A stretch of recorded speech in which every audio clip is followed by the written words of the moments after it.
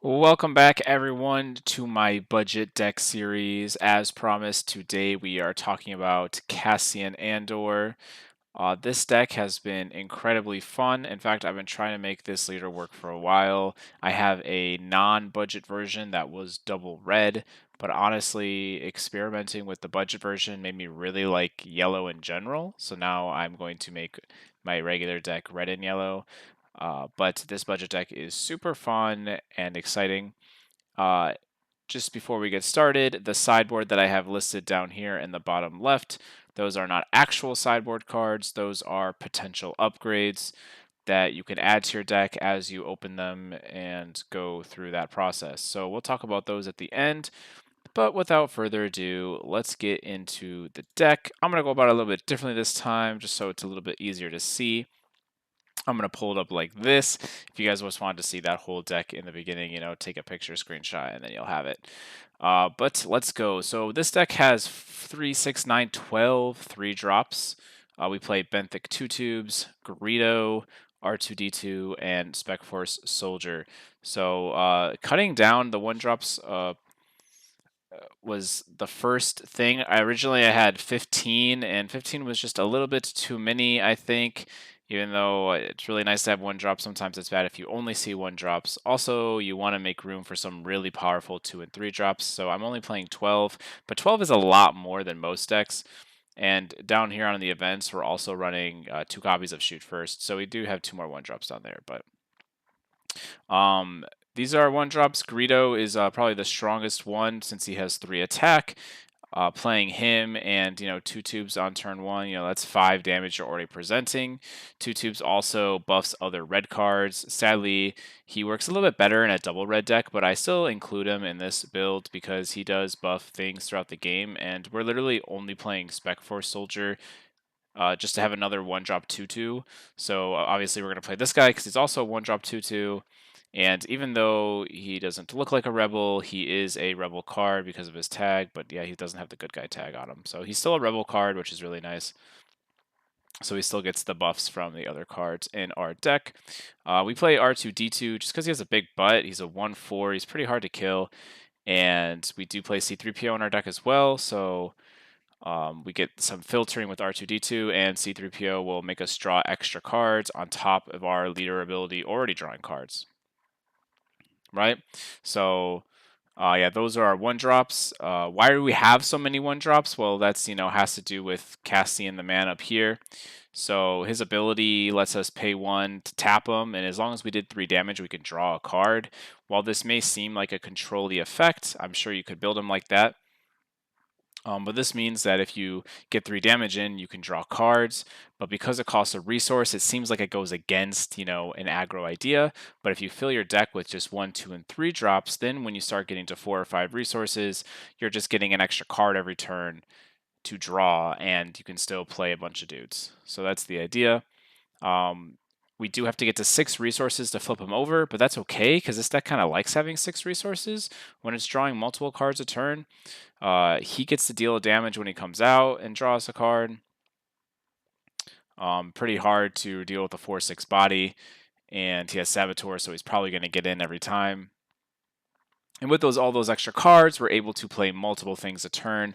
So I found myself even going up to 8 resources in this deck before, just because I was drawing so many cards, and I was like, well, I could play 4 or 5 cards this turn, and it's pretty overwhelming. Usually aggro decks can struggle against control decks if you make it to that late game, but I actually found because you have such a huge hand size the whole game, it's really hard for your opponent. There was just one instance where my opponent had, super laser blast and he used it, and then I just summoned 4 more things and I said, come deal with it. And I still had 3 or 4 cards in hand. So it's just very, very frustrating as for the control player because they're just getting outvalued throughout the entire game. So we need to have lots of 1 drops to enable this plan. Now let's talk about our 2 drop cards. So as mentioned, we have C3PO. Actually, it's pretty easy to guess the top card of our deck because there are only 1, 2s, and 3s. If you look at the entire deck, only 1, 2, and 3. So 1/3 of the time you're going to be right.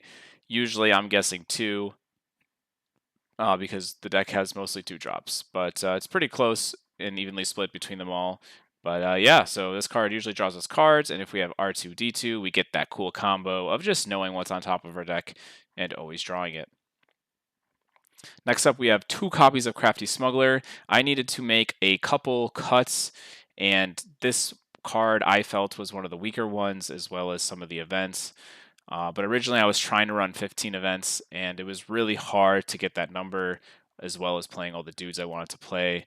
So we did have to cut 1 copy of Crafty Smuggler. Sadly, he's not a rebel, so he doesn't get buffed as much, and that's why he had to go.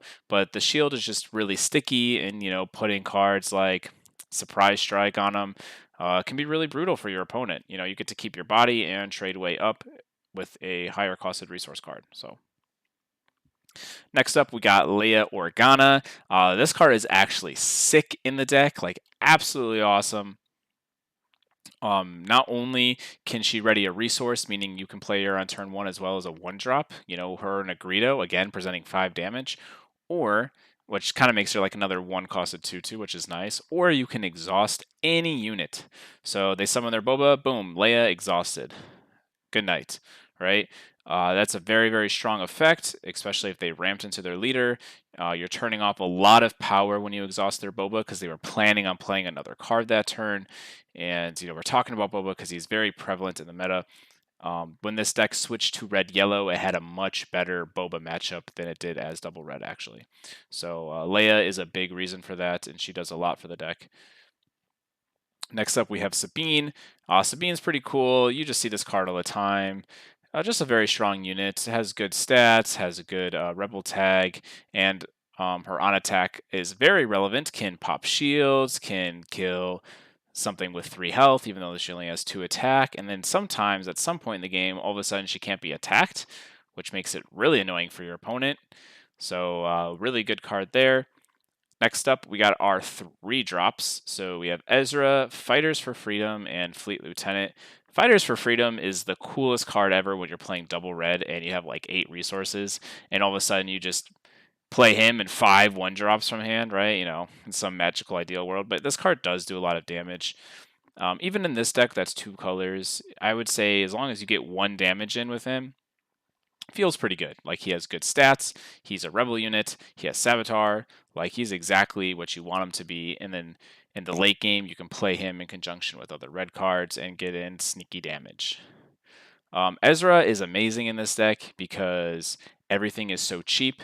So when you go to your next turn and you Ezra, you're pretty much happy with it. Whatever you see on your deck, you can always play it because you'll have the resources. So he's pretty much just draw a card every single turn he's out on the field, which feels really good in this deck. So now we're drawing maybe 1 to 2 cards a turn because of Ezra. And again, 3/4 body, has the rebel tag, is what we're looking for. Finally, we got Fleet Lieutenant, which, is just the MVP of all Rebel cards. You guys have seen this card everywhere. Can't believe it's a common. It's so strong. Honestly, this is like a legendary effect at this point. Being able to just plus something and attack with it right away, your action combining, you're trading up, you're getting in that last point of damage. This card is just insane. We would probably play 10 copies of it if we could, maybe not, but we'd play a lot of copies of Fleet Lieutenant. So I would say on curve, you guys probably only want to be playing Ezra. Otherwise, Fighters for Freedom and Fleet Lieutenant don't need to be necessarily played on curve. Think of them as like 4, 5, 6 resource plays. They're really good in conjunction with other cards.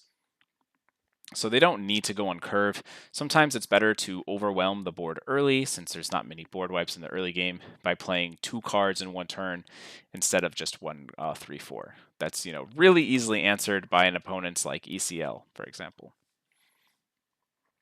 We're going to go into the space units now. So we got Green Squadron A-Wing and a Wing Leader. As you see, we only are playing 6 space units. Our goal is not really to dominate the skies.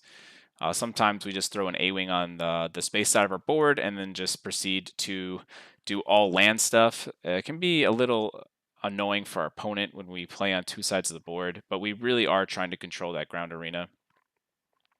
I'd say A-Wing comes up a lot against Avenger if you make it to the late game, which you will against Thrawn. Kind of a weird thing to say, but A-Wing gets to go in the same arena as Avenger, so when Avenger attacks, it has to attack the A-Wing, and then you just choose the A-Wing to die, which can save you lots of health. as opposed to playing a ground unit. So I do like the A-Wing that you can slide it into the right side, and they usually need to attack your A-Wing. And then you're like, I'll just choose my A-Wing, right? So it's a really tricky situation for them when that comes up. Wing Leader just gives 2 experience tokens to our friendly Rebel unit, which most cards in the deck are Rebel units besides the Smuggler. The experience tokens are nice because, like the Fleet Lieutenant, it's going to be 2 damage that turn, and in all future turns if your card stays alive. But again, this is a 2-1 body. It's not really helping us win that space side of the board. So we are very weak in space, but we're okay with that. Now we're going to go into the events. So we have 12 events here. We have 2 copies of Shoot First, 3 Asteroid Sanctuaries, 3 Surprise Strikes, 2 Open Fires, and 2 Waylays. Now, I really encourage you guys to play around with these events and to change the numbers to how you see fit. I think Surprise Strike should always stay at 3, but I think the other numbers could actually change around. Open Fire is not my favorite card, but I found that sometimes it was necessary in this deck. But if you are also a Open Fire hater, you could probably play another copy of Waylay and Shoot First and just completely cut the card. Especially as you start to make upgrades to your deck, and you get Millennium Falcons in, Red 3s. All of a sudden, we have a lot more space units, and we don't probably have room for Open Fires and Shoot First in our deck. But yeah, Shoot First is a cool trick that we can use. It literally is a trick, but attack with a unit and it gets first strike. If you've ever played Magic, it just gets to attack before the defender, and that means if you kill it in that attack, you don't take any damage back, which is pretty cool because cards in this game have very similar stats or they're off by 1. So Shoot First mitigates that off by 1 and lets you kill the unit. Normally I wouldn't like this card, but because we draw so many cards with our ability, it actually works out pretty nice. In fact, you can use this on a 2/2 and just hit their face for 3. You don't always have to swing at another unit. And now that you hit that 3 damage benchmark, you can use Cassian's ability to draw another card. So Shoot First is pretty cool. But again, if you start getting up, this is one of the cards that you could probably cut for some of these more powerful cards that we'll talk about in a second.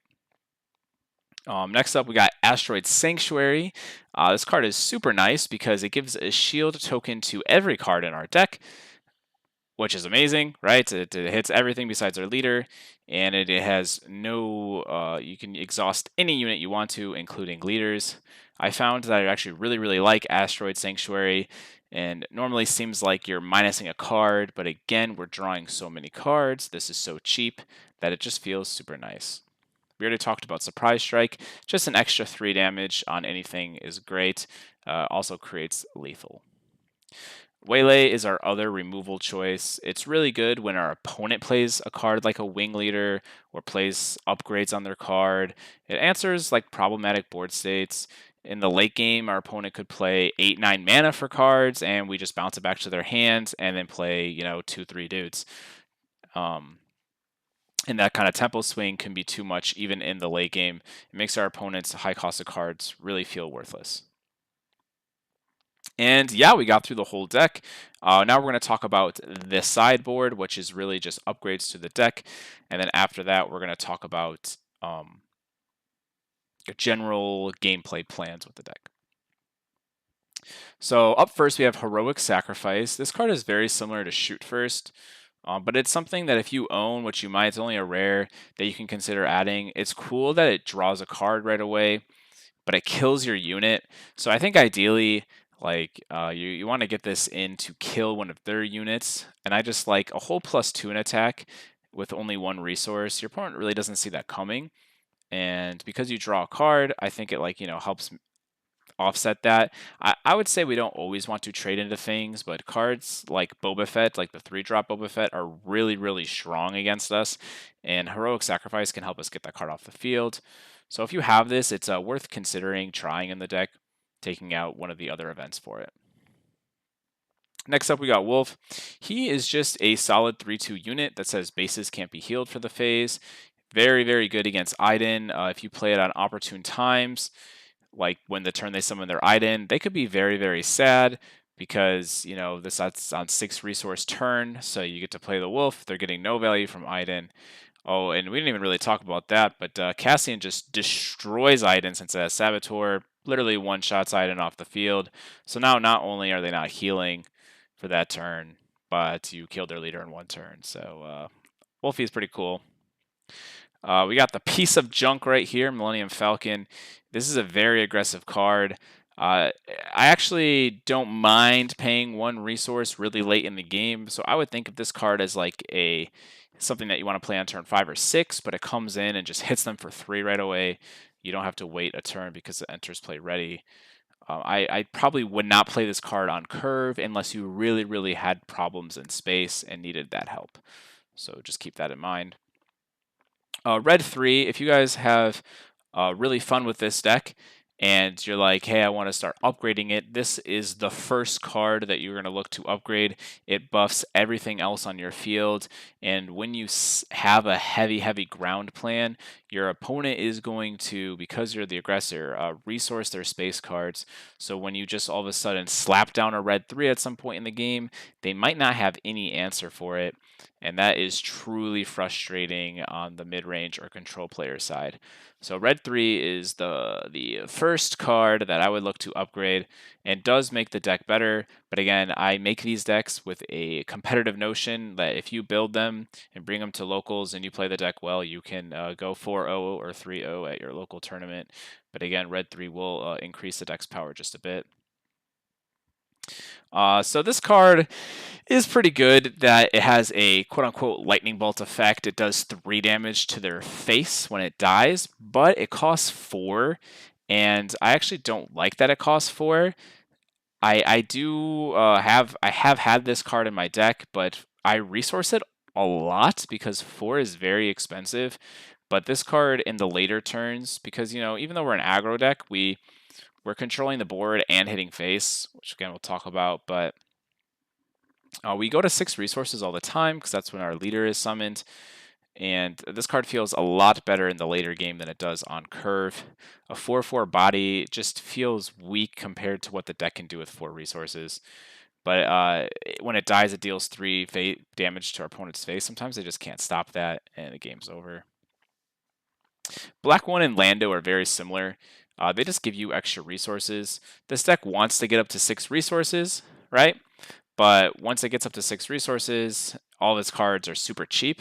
So Lando puts 2 cards that you have in your resource back to your hand. And then you can decide if you want to resource the rest of the game, which I said the deck doesn't mind having lots of resources because of all its card draw.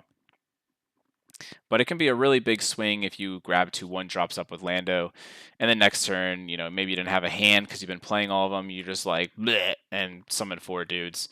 So Lando and Black 1 very similar in that regard. They just draw you a bunch of cards. I would say Black 1 might be a little bit better, but again, this deck isn't really space focused. So Lando being better statted and on the ground might be a little bit nicer for our deck. But if you own either of these cards, Black 1 is a legendary. If you own either of these cards, give them a shot. Play like 1 or 2 copies, see how it feels.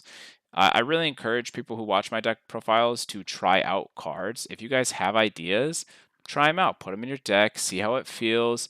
Like, the more you play with the card, you'll tell right away, does this card feel good or not? This is just a basis for you guys to start on your Cassian Andor journey. All right. Excellent. So this is the deck in its entirety. Now let's talk about general game plans with the deck. So ideally, we want to be playing 2 1-drops on turn 1, but if not, we have a bunch of cool 2-drops that we can play.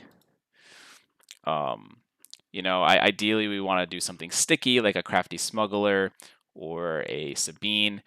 Green Squadron A-Wing is one of the most aggressive 2-drops we can play because it swings for 3 and has 3 defense. But again, I'm looking to play multiple 1-drops just because my opponent most likely cannot deal with them both. On our next turn, when we get to 3 resources, I'm looking to play a 1-drop and a 2-drop. Maybe a Greedo with a 2-costed spell. Maybe our opponent plays Boba, and we surprise strike R2D2 into it. That wouldn't work. We surprise strike, Spec Force Soldier. There we go. The 5. Most cards we can kill at 4, which is why I really like R2D2, but not Boba. He's too good. He's at 5 defense. But we can put a Spec Force Soldier into it. Their Boba's now gone. And then, hey, we can drop a Greedo onto the field. And now we're controlling our opponent's board and adding to it, which is what the deck actually tries to do. So you can almost call it like a control aggro deck. You can kind of choose when to put on the pressure. You can choose when to throw up your hand. You can choose how much you want to trade. This deck actually has like a lot of, I would say, skill to it. It was definitely a learning curve for me when I was learning how to play Cassian, but the more games you put into it, the more you'll understand when you need to start attacking them to the face and when you need to take units off the board. Because again, if you look at the deck, everything is cheap. Like we don't have 6/9 stats in our deck. We have a bunch of little things. We have a ton of bounce effects, exhaust effects, and buff effects, but we need to use those in the correct time so that we don't get outvalued at any point in the game. And this deck is really hard to outvalue, even though we play cards like Surprise Strike that just poof away, but give us 3 damage, but they just poof away. But Cassian drawing us a card every turn is so nice. I'd say the deck's weaknesses is if your opponent resolving cards with really good stats and you have no way effectively to deal with those stats. That's why the buffing cards are so important. That's why the exhaust cards are so important. But sometimes you don't see those, and they play their, their leader on 5 resources, whether it be like Grand Moff Tarkin or Boba Fett, and the 7 HP can be really hard to get through. That's why Asteroid Sanctuary tapping it down and putting a shield on something and lets us go around it for a little bit. But once we get to Cassian, we have a respectable unit on our side as well, which really helps us keep up the pace. Overall, I think this deck is crazy good, and a full power with all the upgrades list, I think could be something really special. I'm still working on the full power list myself, but we're going to try it out. But right now we're really focused on these budget deck series, so I'm committing a lot of time to making these budget decks, playing them against other people, and trying them out. That way, for you guys that may not have the cards you necessarily want, especially with booster boxes getting so expensive, you guys have these options. So yeah, I think I mentioned everything, but I probably didn't. So if you guys have any questions about the deck, or maybe I missed a card and you're like, hey, this card needs to be in the deck, please let me know. I love to hear your feedback. Otherwise, as always, guys, thank you so much for watching, and peace.